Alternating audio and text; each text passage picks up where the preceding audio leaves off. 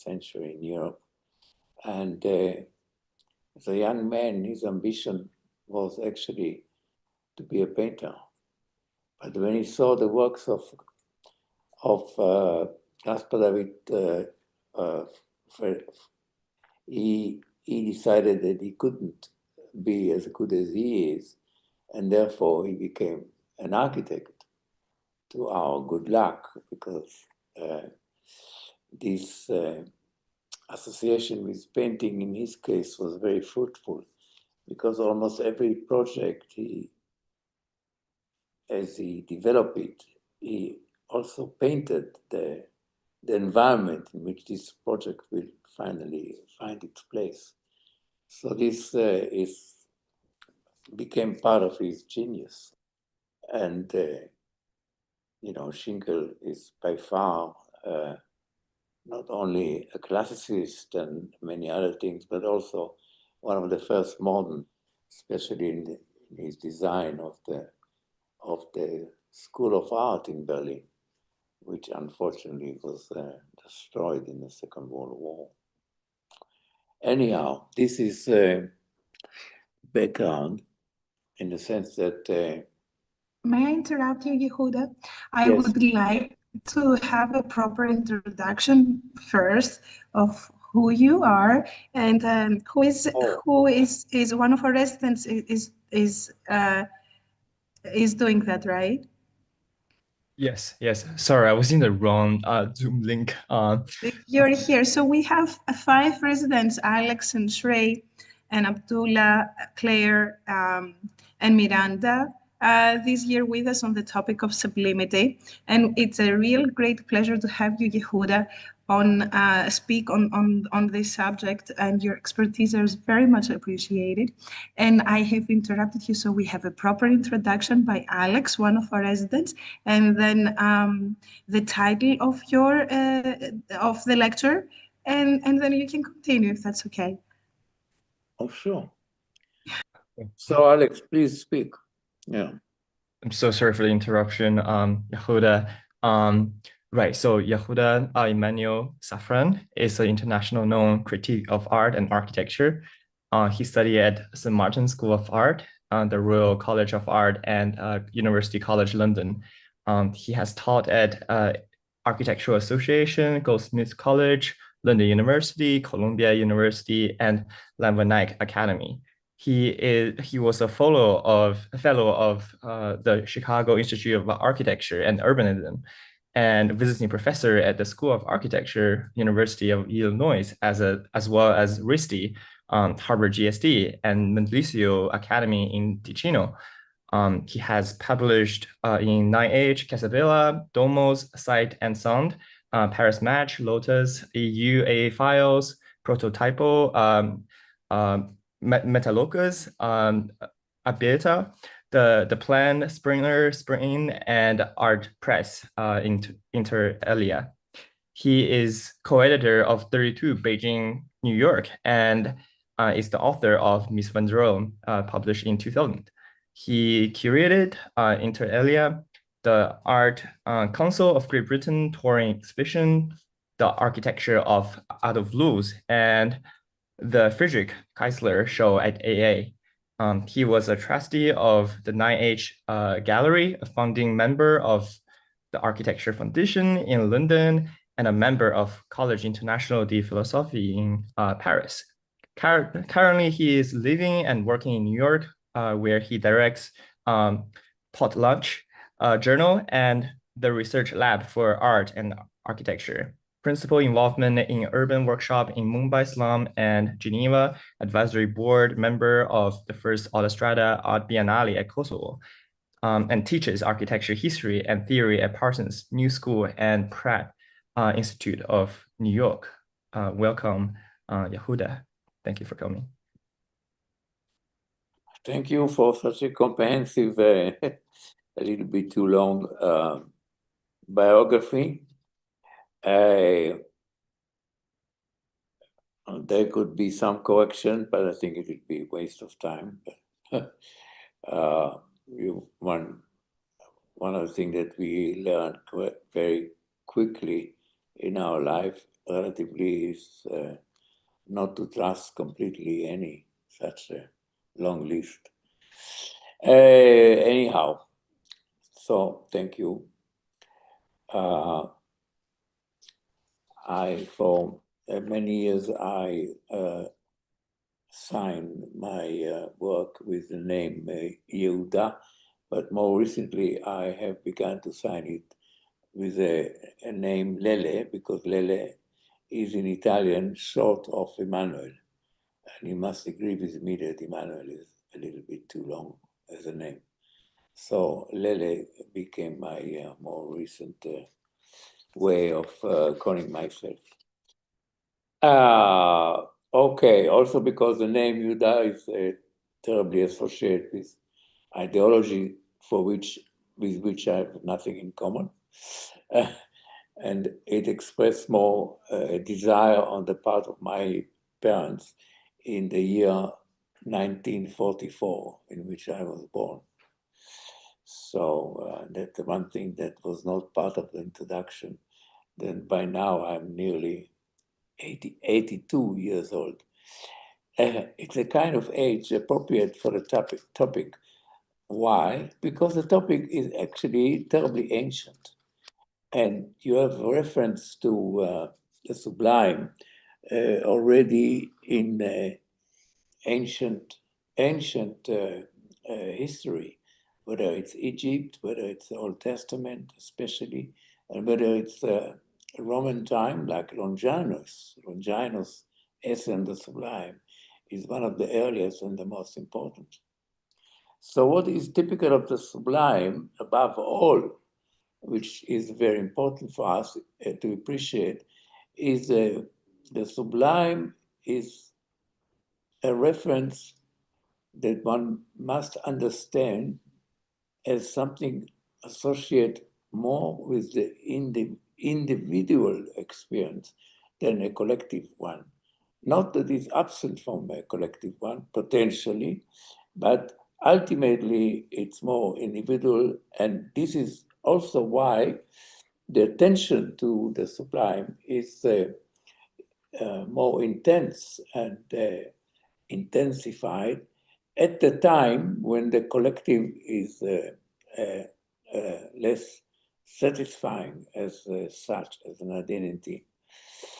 So, of course, the most important throughout centuries, the most important reference to the sublime is to something that is not artificial, that it is more or less embedded in nature. For example, the great example that was coming to the becoming a focus of attention in the 18th century was nature itself, you see. Nowadays, you take for granted that going to the Alps is something worthwhile. But until the 18th century, it was very rare. The rarest example is coming from one of the greatest poets in Italy in the Renaissance, in the early Renaissance, was Petrarch. Petrarch moved from Tuscany to the south of France because he claimed that the weather in Tuscany was too wild. And in the south of France, he was among the first people to climb the mountain merely for curiosity. He climbed a mountain called Veneto. Veneto is a mountain, is a kind of a mountain of winds, and he lived not very, very far in Ile-sur-Sorgue. Sorgue is a local river, and he had this idea, which was remarkable at the time, to climb the mountain so that he could see Italy in the south and France in the north. And indeed, that's what he does. He tells us in his in his text that he decided for no other reason than the desire to see Italy from above. And of course, he tells us how difficult it was for him to choose the right companion for this purpose. And finally, he settled for his brother, thinking that it's best to have somebody like himself as a company for this 3 days walk up to the mountain. And he tells us that they looked at the north and they saw France all the way to the sea, from Arles to the sea. The Rhone River reached the Mediterranean all the way from Geneva.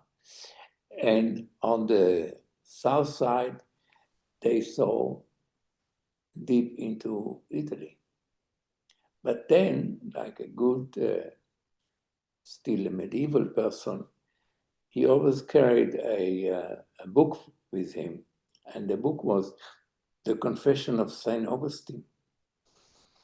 And in medieval fashion, he opened the book randomly and he read whatever he read as if it was addressed to him personally. And the text says, and they look around and they admire the landscape and they forgot themselves, they neglected themselves. And so this entire trip of days turned into something of an inner experience so abruptly that you're quite shocked when you read his account. And I start with this anecdote precisely in order to illustrate the problematic aspect of appreciating landscape in general, and in particular, that moment of the sublime, because that moment of the sublime was often associated, above all, with the landscape, with the view of the mountain, with the view of something immense, like the sea or such things. But you see, the 18th century is a very pivotal moment you could say, in the history of mankind, especially the West. It is a moment in which many of the precepts of the ancient world and what followed have come to an end. In this process, the most important was an English, you could say British because he was a Scotsman, but the most important was David Hume. David Hume was the first to draw attention to the fact that much of our reasoning is not so much depends on objective given, but on subjective invented, like causality itself is not in the world, it's in our mind. And the effect of his essay on human understanding was colossal, because so much of it was translated immediately by French philosophers, the famous French philosopher like Diderot and Jean-Jacques Rousseau and Voltaire. They all translated Hume. And Hume, you could say, in a single fashion, brought about what is generally known as Romanticism. The Romantic period, in the most important aspect of it, began with Hume's essay on human understanding. And from this, we have the entire school of the Scottish philosophers like Addison, and we have a totally romantic shift. Romanticism gave birth not only to Caspar David Friedrich's famous painting, which one of them we will see in a moment, but it gave birth to an entire shift from the classical precepts to something that we call romantic. Romanticism was actually born with this moment. And so you could say that the French Revolution in 1789 was indeed part of that romantic drift. The sublime come to the foreground precisely when the subjective aspect is coming to the foreground. It is above all the possibility of paying attention to something that is far larger than the human capacity as such, normatively. So here we will make a jump, because otherwise we will not be able to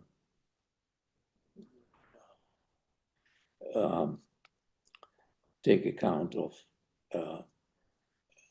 what we have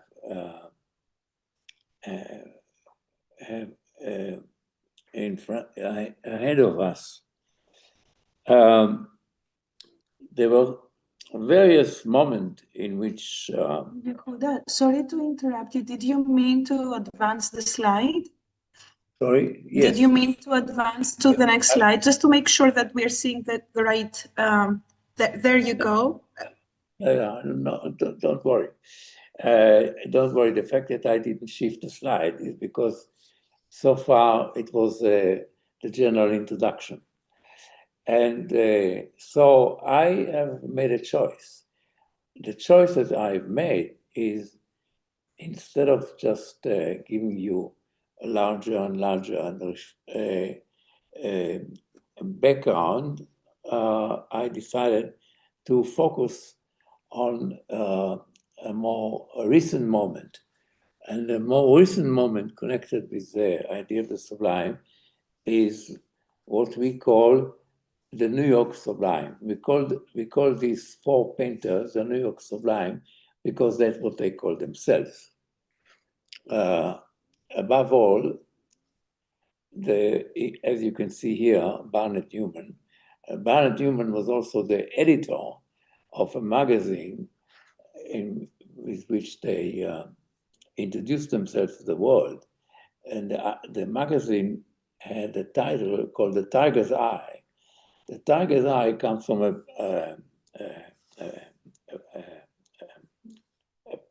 poem.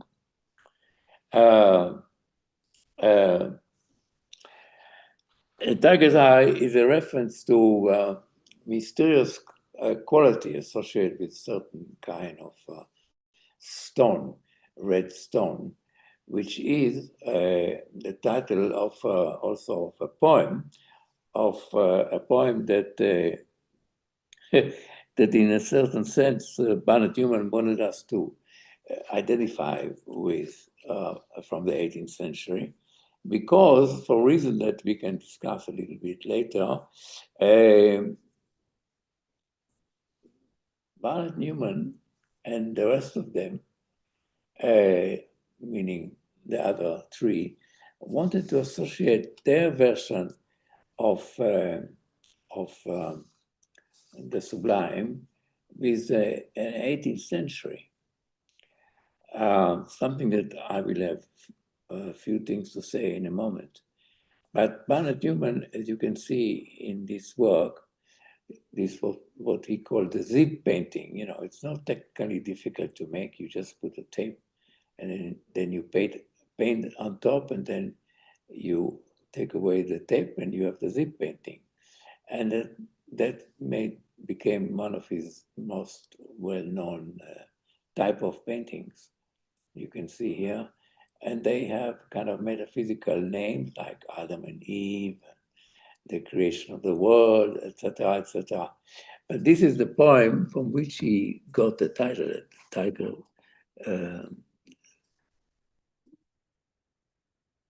Tiger's Eye. And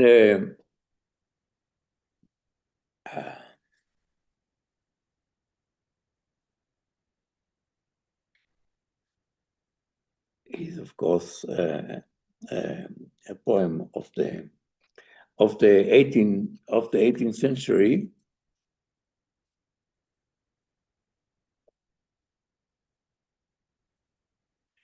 By this is the magazine that they issued, that was edited by Barnett Newman. But the other three are, as you can see here, Rothko. You see, Rothko also was a painter who had many other elements in his painting. And it was a lot of material borrowed from surrealism and other sources. And it took him quite an effort to get away from it. And that effort is manifest above all in a book, which is the artist's reality. You see, this only after his death that his son discovered in the studio the manuscript of this book, The Artist's Reality, a book that no doubt enabled writing that enabled Rothko to free himself from this material and to produce these monumental paintings that you are familiar with.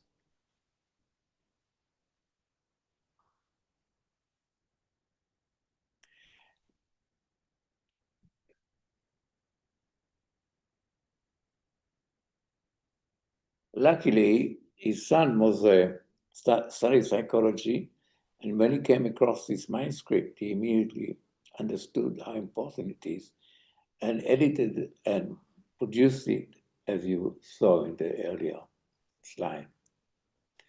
The third one of this New York Sublime was Clifford Steele. Clifford Steele, by the way, is the only Catholic among the others who were Jewish. And Clifford Steele developed a very individual style very early on, as you can see here. But he also developed a very much a resistance to get into the complexity that usually surround any form of art, especially as radical art as this one was at the time. At a certain point, when he earned enough from his painting, he stopped selling them, and he began to put them just in a storage, and wrote a testimony, wrote a testament to the fact that his daughter was not supposed to open that storage until 25 years after his death. And then she was supposed to commission a museum for his work, and she could exhibit all the paintings that were in the storage. And that's exactly what she did only 20 years ago in Colorado. She not only opened the storage, she commissioned an architect to design something in a kind of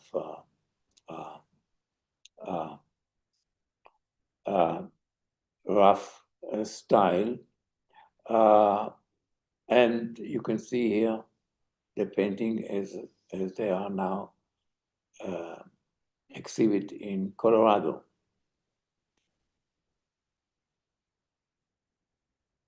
It's interesting that in this photo there are only the large painting, because there are some smaller, even more intense in the brushwork.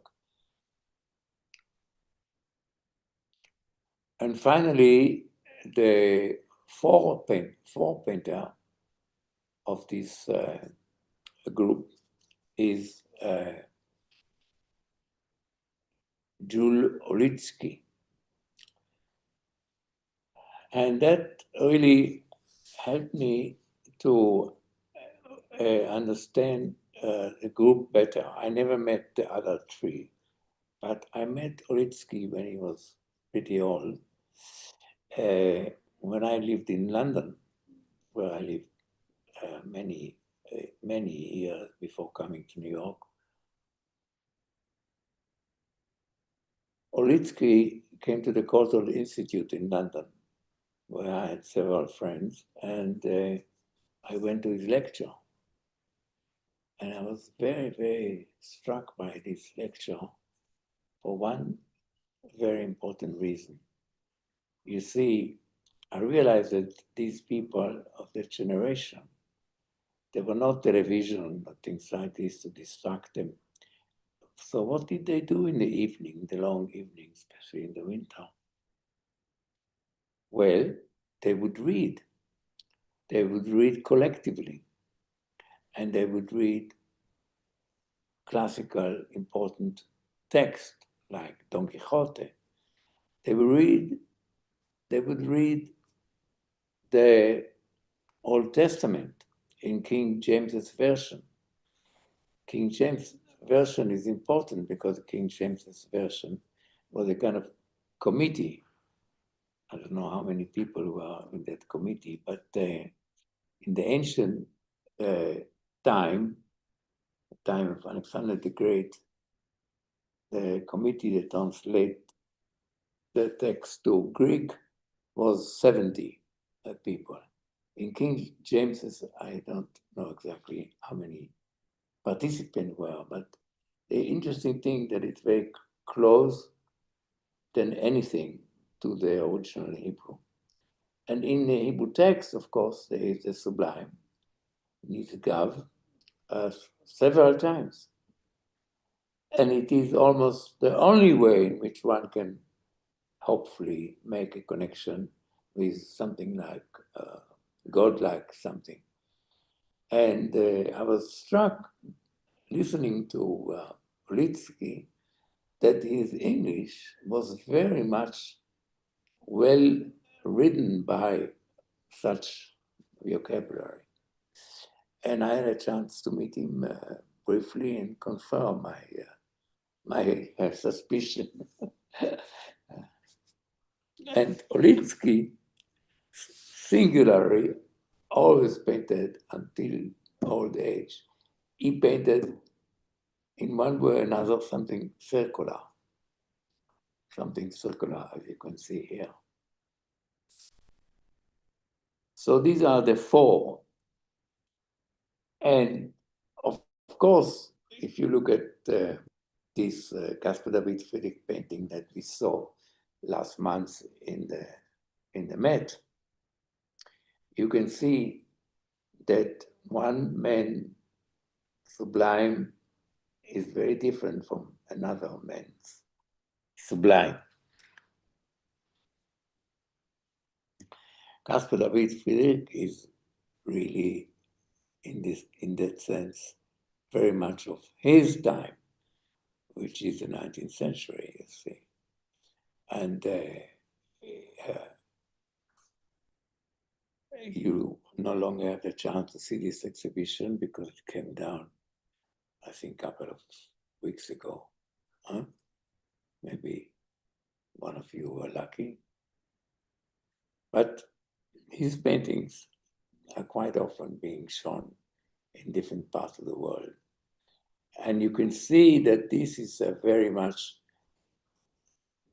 the romantic version of the sublime. And here you have, if you do want a text on the sublime of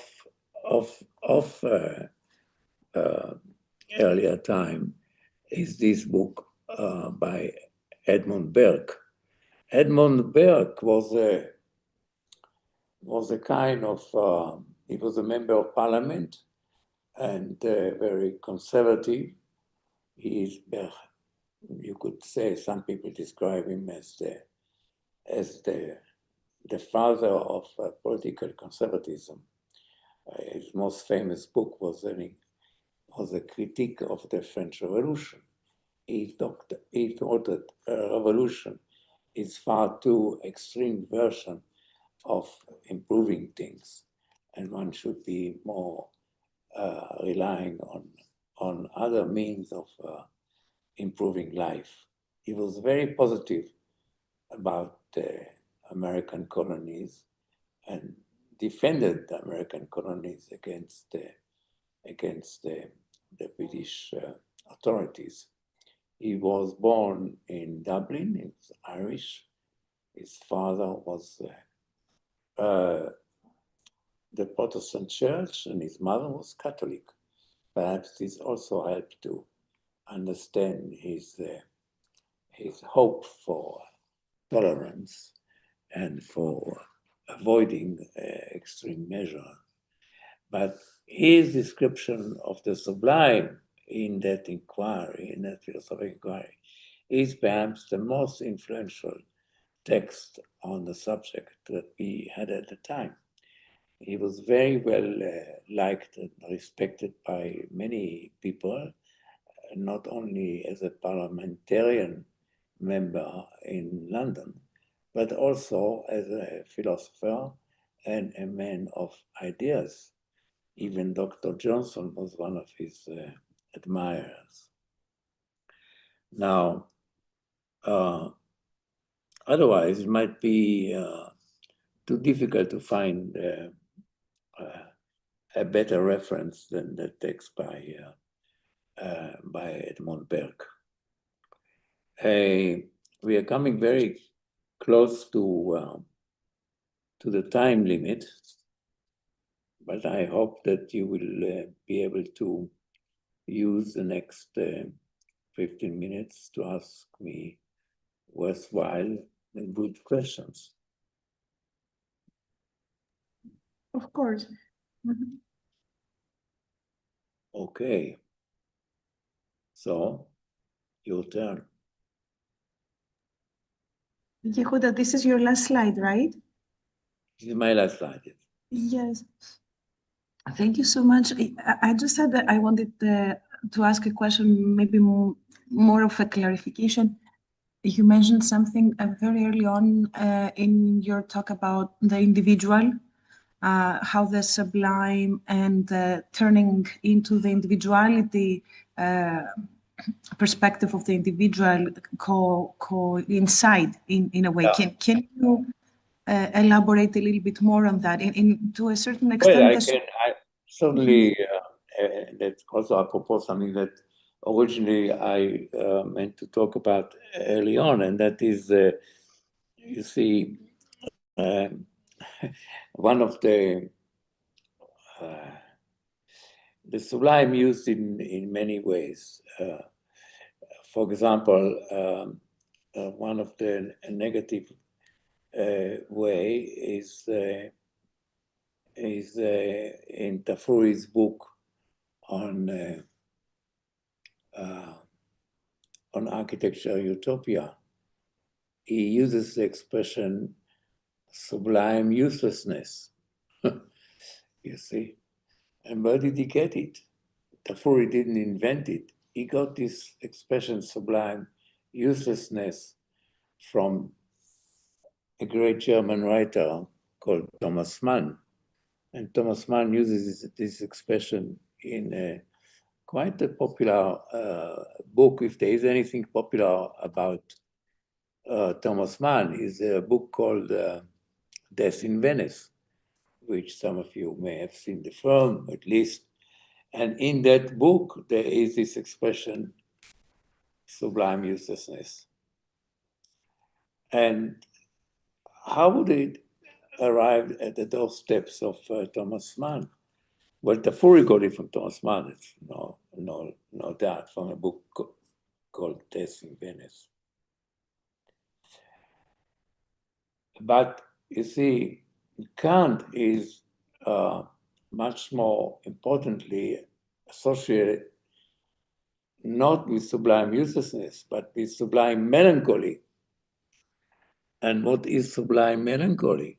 Sublime melancholy, very briefly, is that no sooner you have an inkling of the sublime, you are driven into melancholy, because with the inkling of the sublime comes immediately the awareness that is unreachable, that is that which is beyond human capacity. And that drives you into melancholy. And with which, above all, Kant is associated.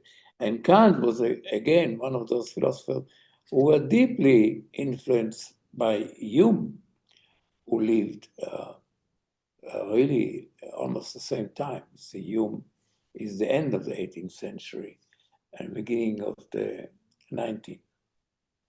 And Kant is just that time, just very, very, very much following on Hume, but reaching a much more extreme conclusion, because Kant, above all, reached a conclusion that that the world as it is the Ding an sich, meaning the thing in itself is not at all reachable ultimately, is not only unknown, but unknowable. And so the sublime is in that category. The sublime is on the limit of human comprehension. Is in fact, therefore, it is so important at moments when the collective is more or less disappointing, because this is the moment where people try to turn towards something which the world is. But what the world is not only, according to Kant, is not only unknowable, is not only unknown, but unknowable. And this is the category in which the sublime really belongs. Well, it was a bit of a long answer to this question, but I hope more satisfying. Next question.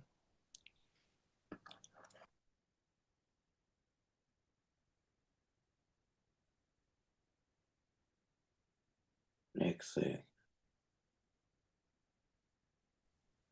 Hi, Yehuda. My name is Claire. I found your lecture and especially the visuals very intriguing. I thought that it was interesting that throughout the lecture you really only showed artwork rather than architecture. And as an architect, it kind of made me wonder if art is by nature a bit more sublime than architecture itself. And if you have opinions on maybe it has something to do with like the process, where usually art is a very like self-driven expression, whereas architecture is more of a collective study into the human experience. I don't know. I just thought that, yeah. Your comments are very good and very, very relevant. I thought about it quite a lot, and I do think that your remark that architecture in its nature is more collective and therefore less likely to allow for something like the sublime. I've been thinking that there are very few examples, but one of the great examples, in my view, is a Zen garden, like Ryonji, Ryonji in Kyoto, is about the size of. You can Google it and you will see some photos of it. It's about the size of a tennis court, and it's gravel And in the gravel, there are several groups of rocks. They say that you can't see them all together. However, in my view, Ryonji is the closest thing to the sublime that I could come up with. In architecture, of course, sometimes people refer to the pyramids as sublime, right? But I think the pyramids, they could be candidate, but they are not, because just imagine the amount of work, the amount of human effort to build the pyramid, make them, as it were, not qualified for the sublime. It's very collective, yeah. Yeah, because you cannot see them as such, not as a result of a human effort, colossal effort. So therefore, I think they're not qualified as a sublime. But as you can see from my response, that it is not, that the answer to this question is not an obvious one. But I think that your remark is very, very correct, in which you refer to the collectivity of architecture, which is often neglected and often ignored, because we have come to describe architecture very much in terms of one name of the architect. But as you know very well, the architect never works alone. Alone, he could not achieve anything of the scale and caliber which he does. He does because he knows how to work with other people, and the architecture always has this character of a collective effort. And that which is a collective effort is therefore not exactly qualified as a sublime. So it's easier in paintings. And again, I mean, paintings, you have to ask yourself, how does it work if it is to signify what the claims are, as in the, you see, I was, since my encounter with Ulitsky, the question became very clear. The question was, what makes this kind of painting sublime? Or is it sublime, apart from they calling it sublime? So I would say the following as an answer to this question. I would say, I'm sorry, this question, I introduced it, not you, but I allow myself to do so. Otherwise, we cannot discuss it properly. It is appropriate to ask yourself, what makes a painting sublime? Well, for example, here, it's not the painting itself. The painting is quite conventional in the way in which he painted. But what he painted was not conventional at all. And here, it's clearly the subject matter that make this painting sublime, or make the reference. But not as a painting. In the case of the New York Sublime, there is a conscious effort on the part of the painters to make something that in the very way in which it is painted makes this claim. If you look at the means of, there's no depiction. You can't say there's a depiction it's painted. There is no. And so it is in the case of Clifford Steele. It's not an expressionistic because there's no subject matter. as such, right? I personally prefer the smaller Clifford still than this large one. And the reason is very simple, that the intensity of what it does on the canvas is much greater in the smaller painting. When it gets to this size, it doesn't have the same intensity. It could not have the same intensity. And therefore, I find them less, what shall I say? I'm more convinced by the smaller paintings in terms of the means, the relationship between the means at your disposal and the result.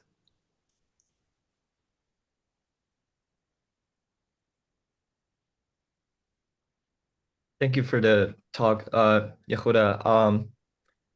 I've been very inspired by your sort of like trajectory from let's say theories or poems to visual medias such as paintings.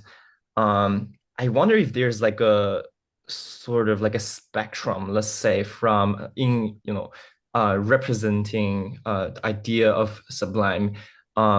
I remember reading the treatise of sublime which is like derived from the Greek time, that how the treaty was talking about sublime is a sort of a literature power to move your soul, like rhetorically, right? And I sort of think that echoes with the Kantian idea of unrepresentable, such as in the Clifford Stills painting that you show. I do feel this, this passion about like representing something that's unrepresentable. I just want to ask you about how do you feel between this sort of like unrepresentableness versus something that's super, let's say, architectural, let's say the Boulet's architectural fantasy drawings, which I feel I think that's another sort of like sublime, which is being mentioned by Burke a lot. I think he is sort of like the architect's, let's say, sublime supporter, right? Sorry, I don't think that was a question. It was my reflection of your talk. Sure. No, I think that what you said makes a lot of sense. And the question that is implied is indeed how could be that which is unrepresentable be represented at all, right? That is Or should it even be represented? Like, should it remain in literature? Let's say, is it wrong to attempt to even represent it? Well, this is the kind of question that's being asked again and again. I mean, if you listen to say Arnold Schoenberg, Moses and Aaron, if you listen to his opera, you paradoxically you will hear what the sound of that which cannot be uttered. So it's completely paradoxical, and yet we leave these paradoxes in the sense that we speak about that which is not utterable, right? We make a sound of that which we cannot hear. The art is, and architecture is full of such paradoxical situation, in fact. And you were right to sense that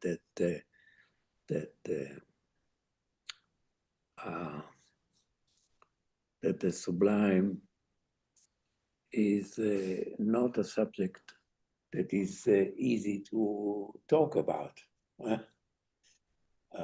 You see, Rothko writing enabled him to move away from this chatterbox of his paintings earlier, which had all sort of things thrown in, right? And he had to write this book in order to get rid of all this. noise.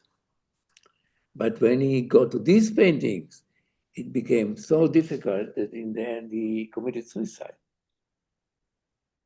He committed suicide. He's the only among the four New York Sublime, he's the only one who committed suicide. And I think that the reason, one of the reasons I never got to know him or the circumstances of his life in any sufficient details, but it seems to me that that his suicide is connected with the issue of this painting and the idea of the sublime.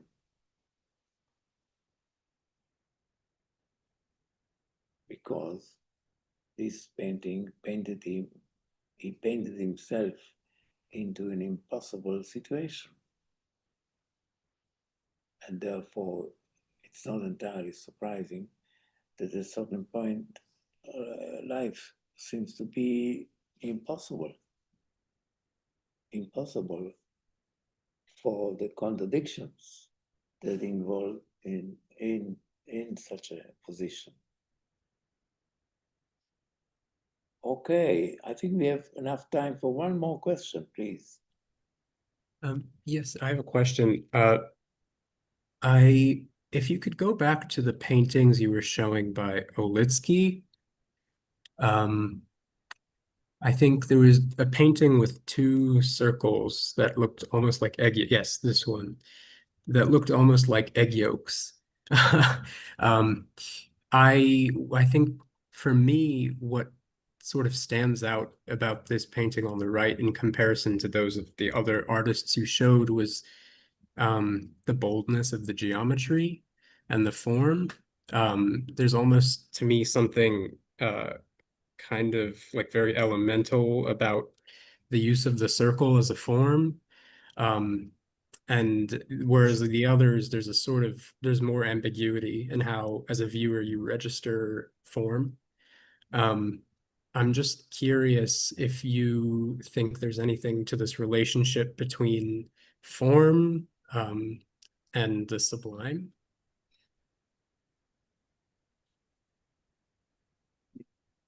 Well,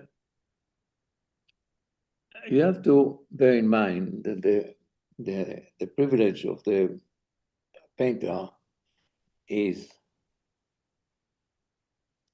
to associate anything of his choice or her choice with anything else.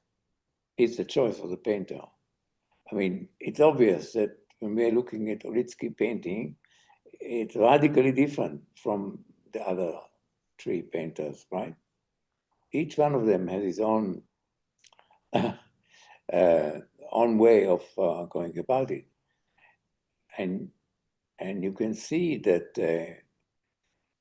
that in some sense, Olitsky is more on the side of convention than either of the three others. The three others are, in this respect, more inventive, I would say. It's not that I dislike Olitsky. I think that Olitsky was a wonderful painter. But in my view, he's less radical than Steele or Rothko or Barnett Newman. Less radical. Why less radical? Because he remained within the recognizable configuration, unlike the others.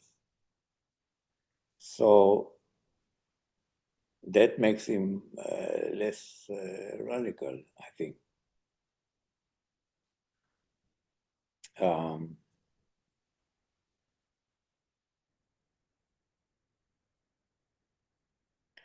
I mean, in the case of Olitsky, you can talk about whether you like it or not in a way which you cannot when you are faced with Rothko paintings. The question whether you like it or not, it doesn't even arise.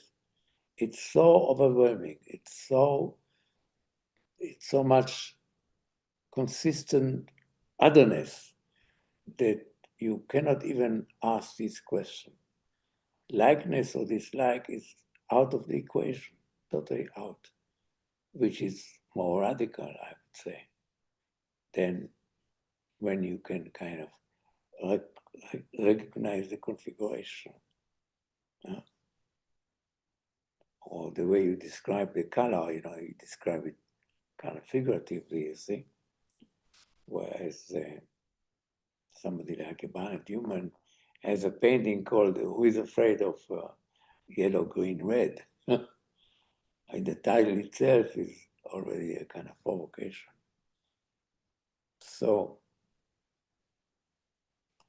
I mean, they call themselves sublime, and therefore we are kind of obliged to look at this in these terms. And I think rightly so.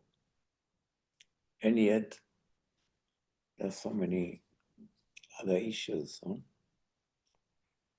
You see, the sublime in our time is, in fact, I had only 45 minutes, but the issue of the sublime in our time is vast and raised many long discussions. For example, Gregorty, who was a great authority in architecture until he died a couple of years ago. And he has a book in Italian on the sublime in our time, an entire book. Ever since I visited his apartment in Milano, I have difficulties with him because I realized that he lived surrounded by terrible junk paintings and furnitures, which he probably inherited from his bourgeois family. So, but the fact that he was prepared to write entire text on the subject suggests that he himself was intrigued by such a possibility. Not that he practiced anything close to that as an architect, but he did write about it quite a lot. So it intrigued him. And I think he's not the only one, because it is also somehow a promise of, it's a promise of certain suspension. In other words, if you begin to preoccupied with the possibility of the sublime, you are already moving towards something. Even if you don't get there, you already on a certain way, in a certain distance from so much else, that it has a power of freeing your mind, and not only your mind, your entire existential being is driven in a way which is incomparable. Especially as I keep explaining that the experience of the sublime is above all an individual experience, and always was. It seems that always will be. That it's very unlikely that as human beings we can create something as sublime collectively. I don't think that this type of experience allow itself to become a collective experience. So with this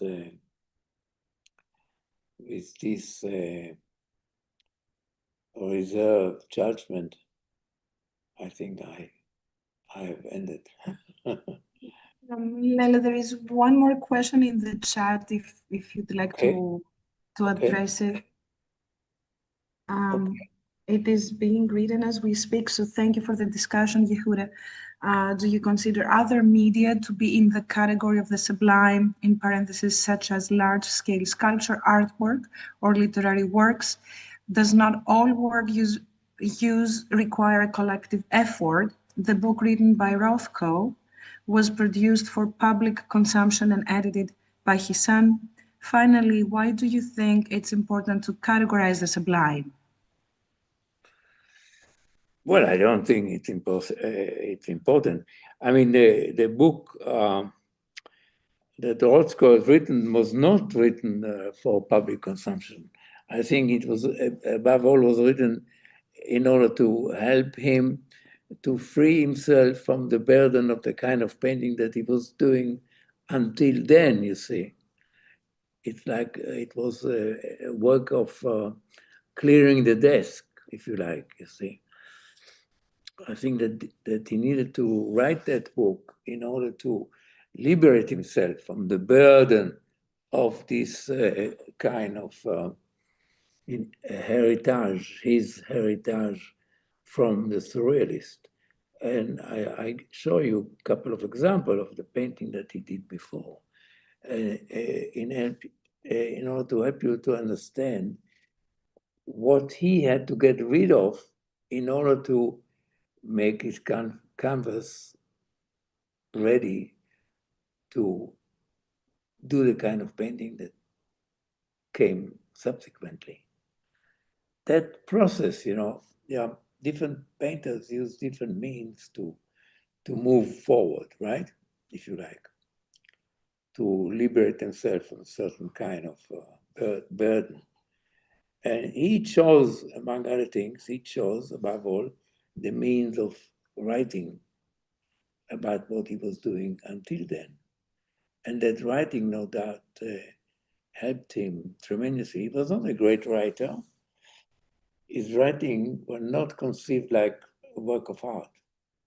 He didn't write like a writer. He wrote like a painter who is using writing in order to free his mind to do something else, you see. You will see that immediately when you begin to read it. I mean, I've read that book. It's almost painful to read. Why? Because it's so raw. It makes you feel like you were in his position. In other words, the burden of the kind of painting that he was doing until then. It was obvious to him, and it's obvious to us that it was a burden because it did not allow himself to express himself in a way which would have been satisfying. I mean, that's why he stopped doing it. It's true that his subsequent mode of painting, which gave him so much appreciation, so much recognition by other people, was not necessarily easier. Not necessarily easier. And in some respect, probably even more difficult. But different kind of difficulty, you see. Difficulties can come from totally different sources. One kind of difficulty was involved in painting the way he painted before.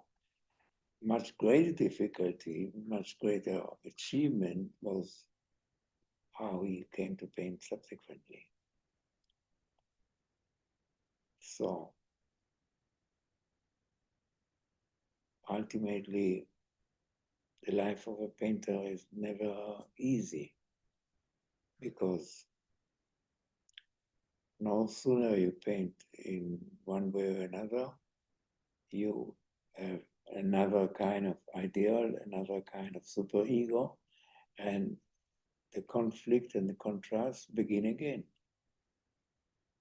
Yes, if the painting moves forward in a way, then the pain is more worthwhile.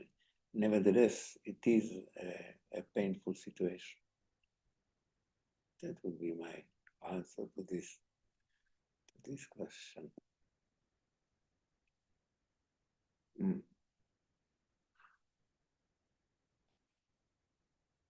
You know, it's quite arbitrary, perhaps, my choice, but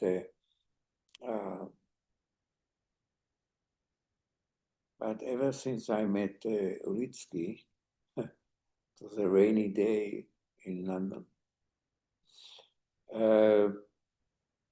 Ever since I met him, my involvement in the issue of the sublime became very different.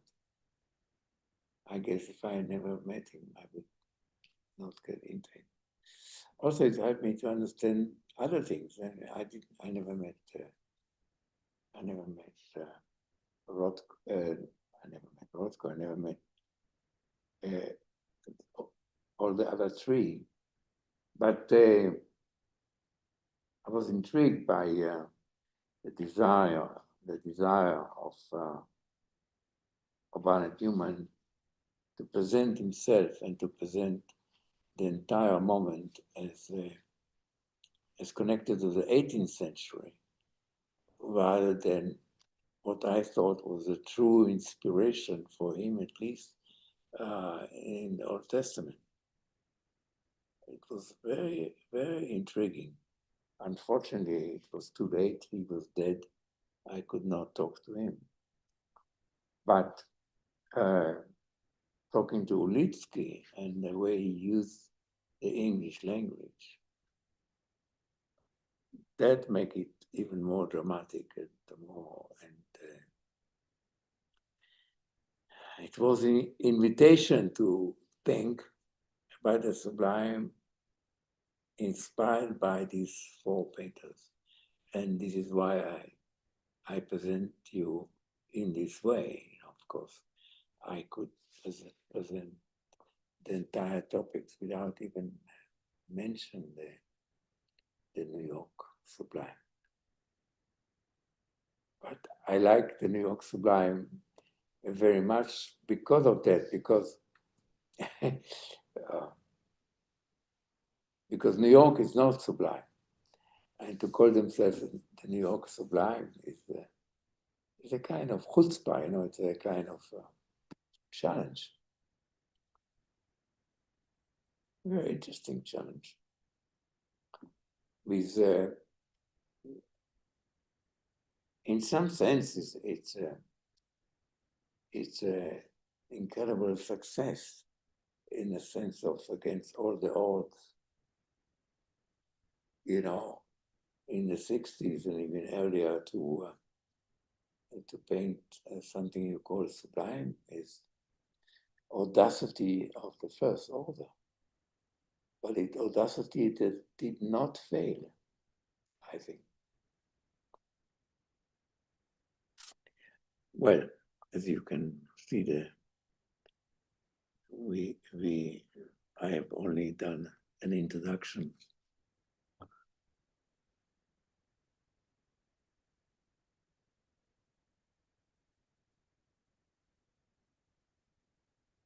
So it's 12:15. Shall we call it a day? Yes, Yehuda, thank you so much. I think it's it feels like an even greater challenge and very, very much worth pursuing the challenge of undertaking the sublime as a creative pursuit for each one of the residents and how it may apply into architecture. So thank you very much for triggering this discussion even further with your presentation today. Thank you very much. Thank you. Thank you for listening. I have, in fact, written an article apropos an exhibition, a very ambitious exhibition in the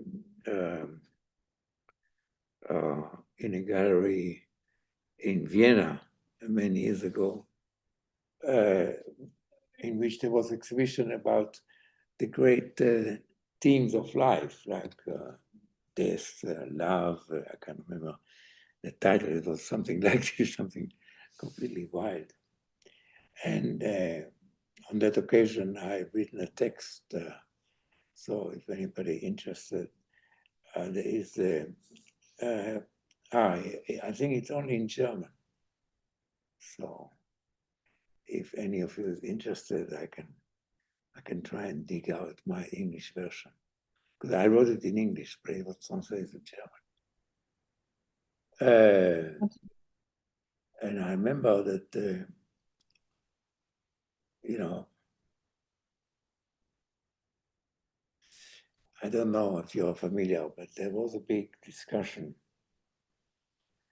at the time, meaning before the Second World War. Heidegger became a member of the Nazi Party, and in this capacity, he was the rector of Freiburg University. You know, Freiburg is not far from the Swiss border. And later on, he gave up the membership of the party because he claimed that he realized that they were totally opportunistic. And he was invited by some people in Zurich to give a lecture on the origin of work of art, the Ursprung der Kunstwerke. And in that essay, he used an example of painting. He referred to the painting of shoes by Van Gogh and claimed that this was a peasant shoes. And in New York, there was a great art historian called Meyer Shapira. And Meyer Shapira took the trouble and wrote Heidegger a letter complaining that these shoes were not peasant shoes, that they were the shoes of Van Gogh himself. And so from this ensued a big debate. And one of the people who took the trouble to pay attention to this debate was Derrida. And Derrida claimed that the shoes were not as an art historian, but as a philosopher. He claimed that this discussion is futile because the shoes were neither his nor a peasant. They were the painted shoes, and that's all there is to it. So I ended my article in the Sublime by claiming that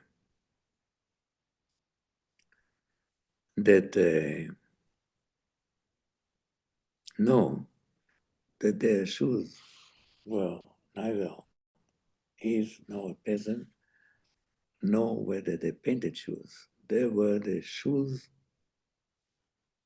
of Moses when he approached the burning bush. I don't know if you're familiar with that story, this biblical story. Yes, no, yes. Or at least somebody is familiar. You know that, and that goes back to Kant, you see, because you know the story of Moses, yes? Moses, children by the rule of Pharaoh, the children of the Jews were meant to be children were meant to be killed. And the mother of Moses decided that she'd rather give up on him than having him killed. And for this purpose, she built a little basket like that she protects from the water, and she put her son in that basket and let him run down the river. And as it reached the lower part of the river, it was just walking distance from the palace of Pharaoh. And the daughter of Pharaoh in the afternoon went to have a fresh air on the river. And she discovered this little boy in the basket in the water. And she pulled him out of the water and she brought him up like a prince. Nevertheless, when he saw the guards treating badly the builders, he defended the builders. And in the course of defending the builders, killed the guard. And he understood that this will not be easily forgiven. So he ran out of the desert. And in the desert, he came across this burning bush, you see. I was going to say for us, but then I said to myself, who is for us?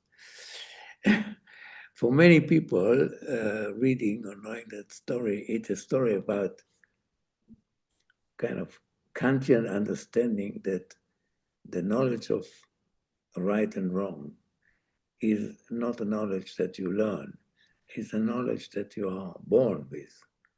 And the story of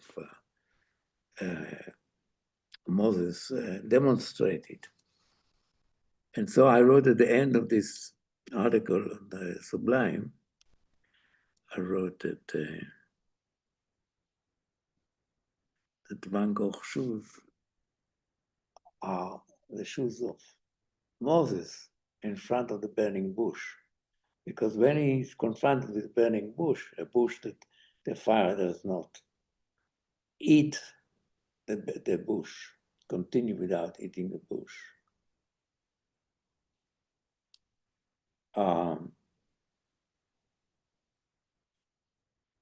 These were the shoes that Van Gogh painted.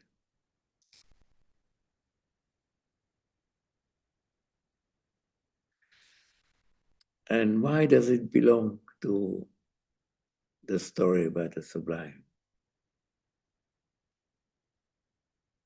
It belongs to the story about the sublime because the sublime is not unlike Van Gogh's shoes.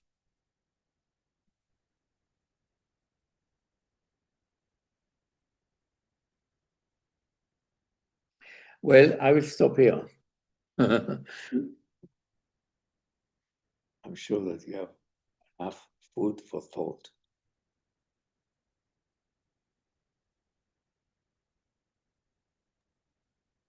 A lot of food for thought. Yeah, thank you very, very much. It would be great to have you back for a final presentation of the residents' work to further discuss if indeed the sublime is possible as an individual pursue through these works that the residents are producing and how it can be experienced individually or collectively. I think it has been truly inspiring to watch what the residents' response has been so far, working with the phenomena and light and materials from the site. When is the final? It's very soon. It's on the 28th, on Monday the 28th, in about 2 weeks. Oh, really? So soon? Okay. Well, send me the detail, maybe. We will. Would love to have your critical views on these works. Would be a real pleasure to have you on the panel. Yeah, if I find hospitable environment from which I could participate, I will. Yeah, I don't know where I will be in the end of the month. We'll follow up. Okay. I'll follow up with you, Yehuda. Thank you very, very much. Okay. Bye. Ciao, ciao. Bye. Bye. Bye. Bye.